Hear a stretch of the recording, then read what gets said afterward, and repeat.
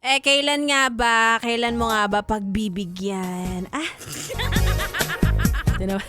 Kailangan pa kasing magtanong. Hindi ba pwedeng pagbigyan mo na ako right away?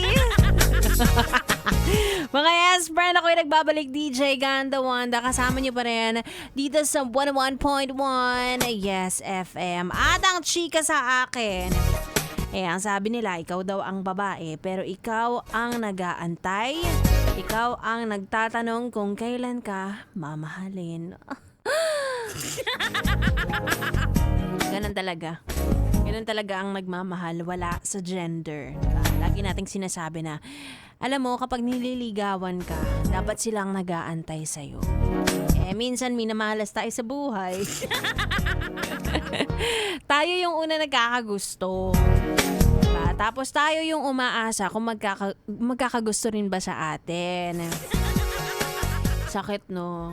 Antay tayo ng antay. Tapos bilang sa society na ito, medyo parang hindi daw. Sila nagsabi nito, hindi ako. Hindi daw maganda tignan kapag babae ang nagfa-first move o kaya babae ang unang umaamin. Bakit?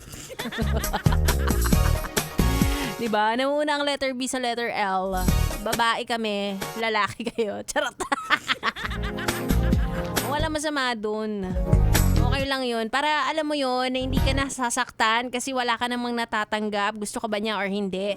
Hindi ka confused. At least kapag sinabi niya na, ay, ayoko sa'yo, te. Alam mo na agad, no? Masasaktan ka lang sa una, pero madali ka makaka-move on kaysa yung tatambayan mo. Yung confusion. Kung gusto ka ba niya, may pag-asa ka ba sa kanya? May pag-asa bang maging kayo? Diba? Ganon. Tapos move forward ka na. Hanap ka na ulit ng bagong aura. Yeah! Madali naman nakaka-move on ng mga tao-tao ngayon sa mga issue-issue. Okay lang yan kung feeling mo binasted ka. Makakalimutan din nila yan. 'Di ba? Gaya ni B-Boy Bibo, madali tong makalimot.